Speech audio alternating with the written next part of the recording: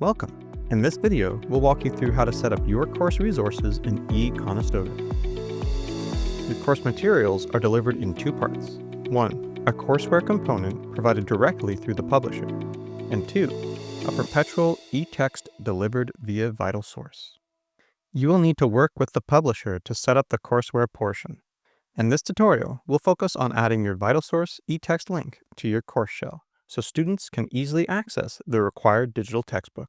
Please note, this VitalSource link is essential as it fulfills ministry requirements for fee-based course materials. Let's get started.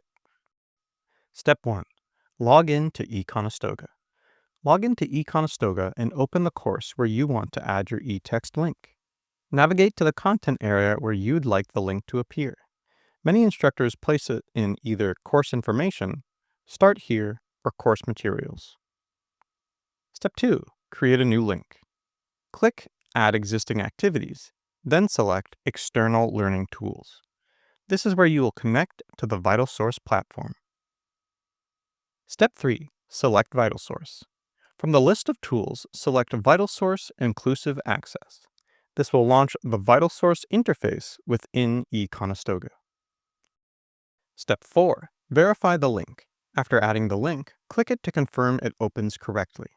You should see the VitalSource Reader or Book interface. Check that the correct resource is displayed. Important: if you are working in a model shell, you may see an error indicating no resources are available. This is expected. To properly test, copy your model shell into your live course section. Test the link there, where resources are available. Step 5. Provide student guidance. Consider adding a short description to guide students on how to use the link.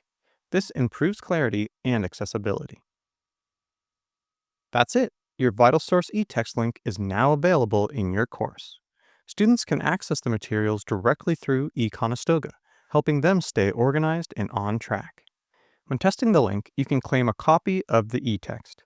If this is your first time, you'll need to create a VitalSource bookshelf account.